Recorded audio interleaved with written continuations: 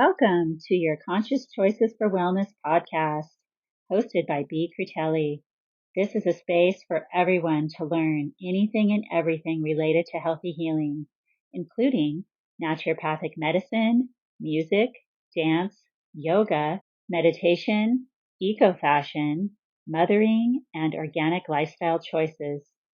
Topics for expanding universal consciousness. Come join me weekly as we delve in and begin this journey, sharing valuable content gathered over the past 3 decades, helping to support a healthier and more sustainable future for all.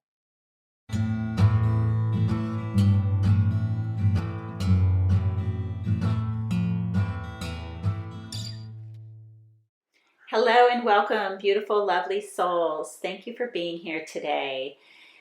This is a special day, so as a mother, I decided I have to talk about being a mom and tell a story about something that is relevant for my child on this day, a birthday, which is my daughter, Faith Angelina's birthday. She's turning 26 today, and I am so very grateful for her. I'm a proud mama and I'm a Gen Xer. So this is one mother's story. This is a time of introspection as a mother on the anniversary day of birthing my child. So many mothers, when it's their child's birthday, it's a very special time for them as well. And they, may think about their birth experience that day. They may think about their pregnancy that day. They're certainly going to reach out to their child, and it's a very special day as a mother, but also for that child for their birthday. And this is a very, I don't want to use the word ironic, but a very interesting birthday that will probably never happen again, because if you do the numbers, my daughter Faith is turning 26 today. So she was born in 1999, July 21st, 1999, which is 10 days before I turned 26. So she is the same age right now that I was when I was about to give birth to her. Her actual due date was July 19th, so she was 2 days late. And I just want to give another elaboration that, I segue off of my blog, which I love doing, and give a little story about that day. My pregnancy, by the way, was a very difficult one, and I'm going to go into that a little bit because she almost, did not come into this world, and that is another story that I'm going to tell a little bit about. I had long dreadlocks when I was pregnant with Faith, and I started them maybe right before I got pregnant with her. I think it was, I think it was like right before my pregnancy began. I started my dreads. My hair was already long, but I'd been thinking about it for a while. And I had also her 2 older brothers that were toddlers at the time. Eric was 3 and Adam was 2. And here I am, pregnant with my 3rd child. Yes, it was a surprise. And so at the time, I was at home, about to give birth. I knew that, my due date had just passed. I was home with my boys. I was in Sacramento, California at the time, which is where I was raised for most of my childhood and teenage years. And I was going into labor, and my husband was out working, his job, and he worked very hard. And I, of course, called him. I don't think we had cell phones at the time. Actually, no, this is 1999, and there were pagers, beepers, right? Remember that? No cell phone, right? So I was, I guess, paging him or beeping him. I don't remember. It must have been something like that, right? And then he would have to go to a phone or find a phone. You know, we had lots of pay phones around. And, you know, he was going to get there as soon as possible. But I was very confident because at the time I had already learned a lot about herbs and nutrition, and I was very much into using my herbs, and uh, actually had really gained a lot of faith in herbalism during this pregnancy because how they had saved the pregnancy and how miraculously there was no longer a problem or a threat to having a miscarriage. So I really was like full force, like, wow, herbs really work. They're really magical. And I had all my herbs that I was taking, you know, getting ready, that I'd researched and getting ready to take during my labor and, you know, during the delivery and everything, that I was going to be set with my herbal medicine, and I didn't want to take anything synthetic. So it got a time where my husband finally got home, and I'd been in labor like all day long, and it's like 5 o'clock and there's tons of traffic because it's Sacramento, and back then everybody's working at 5 o'clock and off work. So we're going to the hospital. I, you know, wasn't fortunate enough to have a midwife yet. I would have loved to, but we did not for various reasons. And so we were going to the hospital, and I get to the hospital. Here I am with my long dreadlocks, all my herbs, you know, my tinctures, my crystals, like all this stuff. And, you know, they're like, oh gosh, you know, rolling their eyes, right? And they literally did not let the whole process to just happen naturally. That's like how bad it is at some hospitals. I got there, they checked me, the nurses, and told me, "Oh gosh, you're like ready to have this baby." Okay? So I got there probably like 5:15. Um maybe Yeah, she was born at 6, so maybe Tony did get there to pick me up before, because we were in traffic for probably half hour. We weren't too far from the hospital, but I just remember being in traffic, so I think it was probably longer than 15 minutes in the car. I remember that car ride was not nice. And my dad, I believe, had stopped by to get the boys, so he had my boys. And so it was just Tony and I, and we showed up, and then the boys were there with my dad when we got there, and they checked me, and they were like, "Oh, you're ready. You can start pushing soon, right?" So it's like not even 5:30, and I'm like, you know, going into full on labor, starting to push, and then they're running around frantically because the doctor's not there yet. And I'm sure this is still to this day probably truth, that a doctor has to be in the hospital room to, quote unquote, deliver the baby or assist in delivering the baby for the mother, which is absolute bullshit. So there's multiple nurses there. They're totally capable. I'm totally capable. This is my third child. And they literally were trying to stall, and like, it's like they thought a lawsuit was going to happen or something. I don't know what the deal was, but I'm like full on just, you know, like trying to have my baby here, right?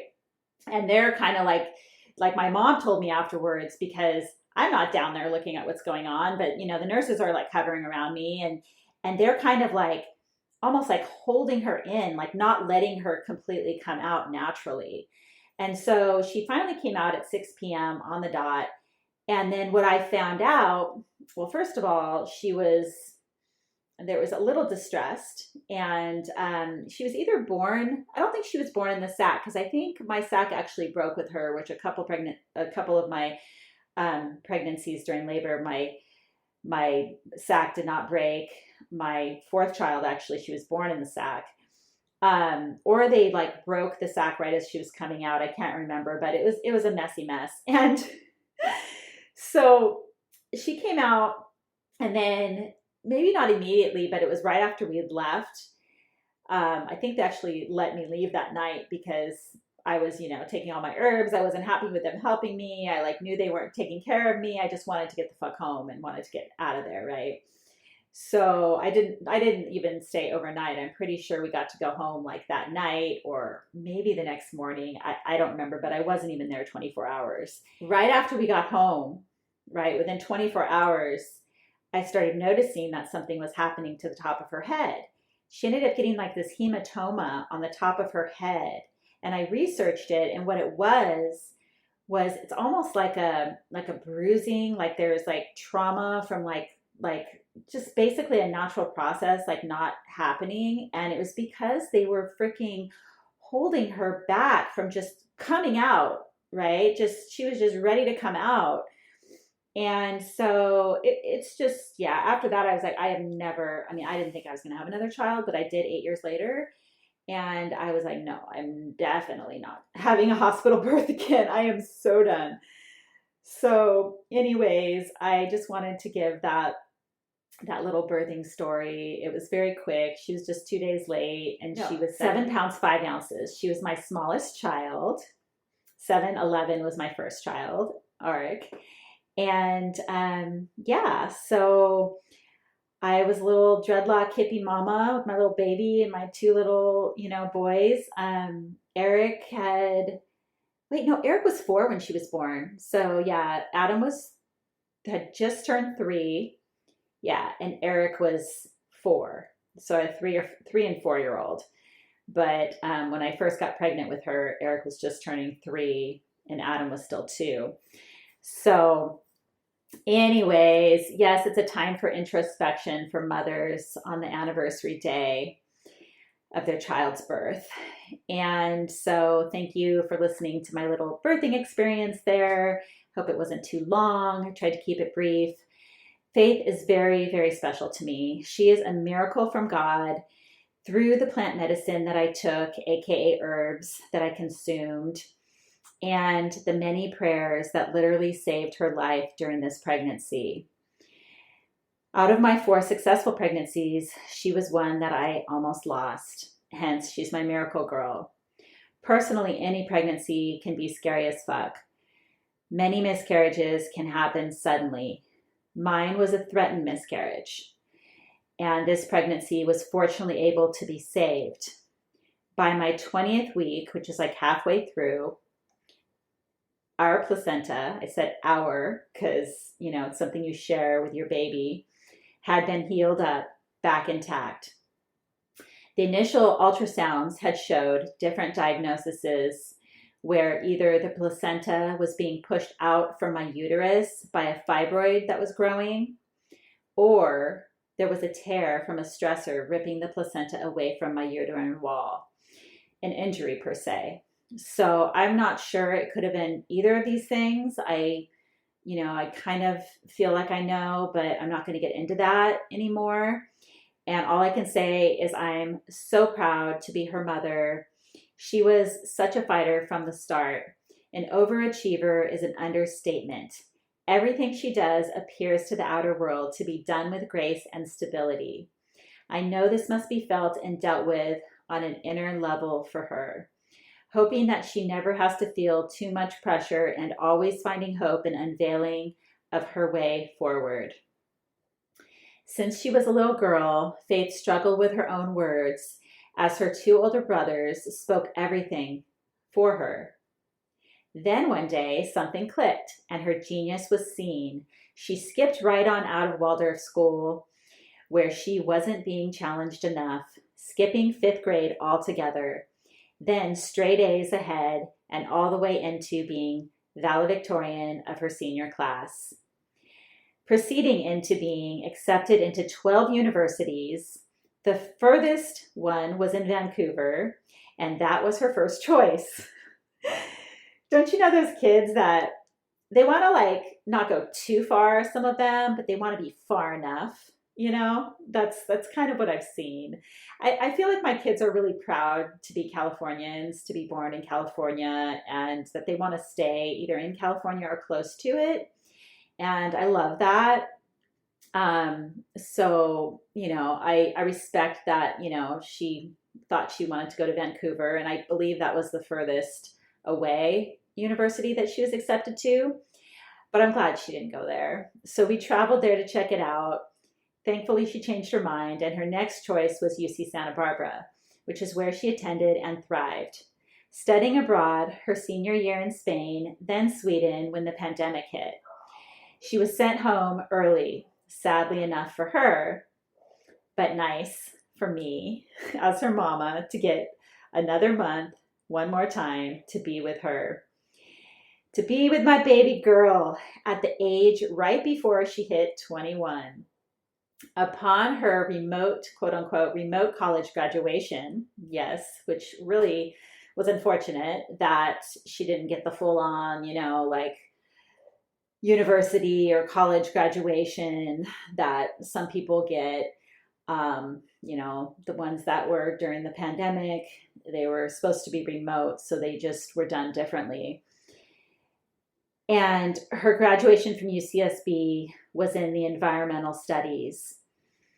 That was her bachelor's. Then she continued her travels. This time was a US tour with one of her BFs for the summer before going to live in Oregon to attend grad school at Lewis and Clark, a private liberal arts college in Portland. A few years later, and a few years ago, she then graduated with her Master of Studies in Law from Lewis and Clark's Law School's Environmental, Natural Resources, and Energy Law program. Since December 2024, last winter, she has been traveling in South America. This was a dream of hers. She'd been wanting to go to South America and travel for years. And her partner, Dixon, who also wanted to do this, he'd been down there a few times and he was getting pretty fluent in Spanish. She's, she was definitely a beginner in Spanish, and now she's intermediate, and she's hoping to be fluent someday soon. So they have both been down there since early December. They're doing well, and she's learning, exploring, visiting, and growing up more in over 8 countries so far there. She hesitates to come back with the state of our homeland. I don't blame her. Her former colleagues were laid off soon after she left Portland to travel, which her awesome job did not want to see her go. She was working for, I think it's called Pacific Northwest, and it's like a sustainable energy solutions organization that's in Oregon. They might be branching out beyond Oregon, but I think they are working with some other states. But it's an awesome company organization that she landed her first job related to her field in, and she was really thriving there, but she had stayed there longer than she had even planned on and really wanted to go travel again. She's a world traveler. She's been to, I can't count how many countries. Looking forward to either being fortunate enough to see her in Argentina at the end of her trip in October, November this year, or soon after when she returns. WhatsApp has helped in these times apart. Sending her so much love and gratitude your way, Faith, Angelina. Many B-Day blessings to come. Hugs and kisses. I will put a link to my Substack in the show notes if you want to read this blog and see some photos of Faith and I. And if you're interested in my wellness protocol that I used during this pregnancy, I'll also put a link to that in the show notes with a few helpful tips that I swear by that may help you or someone you know if a miscarriage is a threat. Thank you so much for listening. I love and appreciate you. And I just want to take a moment to sit in peace for the world right now. It just breaks my heart. And I try not to let it consume me or listen every day as to what's happening. But these times are very intense and changing very rapidly. And the good news, I always say, is that many of us are waking up. More consciousness is being spread. And I have much hope and much love for this planet and for what everyone that's participating in the goodness is doing. So let's just take a moment to give gratitude for what we have and to spread love out from our hearts. Take a deep breath in, inhaling deeply all the way down our chakras, all the way down to the base of our spine, holding for a couple of seconds.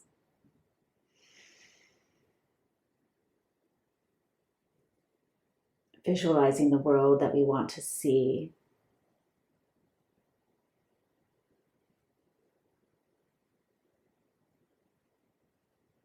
And then exhaling out slowly.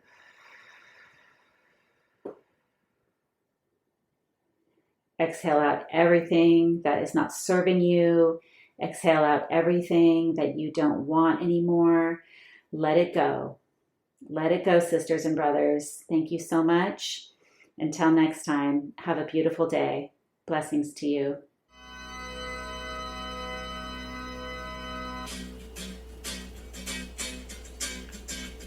Well, I guess it would be nice, 'cause I gotta have faith. I gotta have faith, because I got to go for faith. I got to have faith. Thank you all so very much for listening today.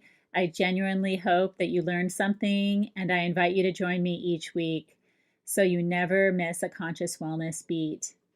This podcast holds a special place in my heart dedicated to my evolution here, my passionate mission to spread more consciousness for the much needed wellness on Earth. Come join me as a guest as well. Let's collaborate, making change for future generations.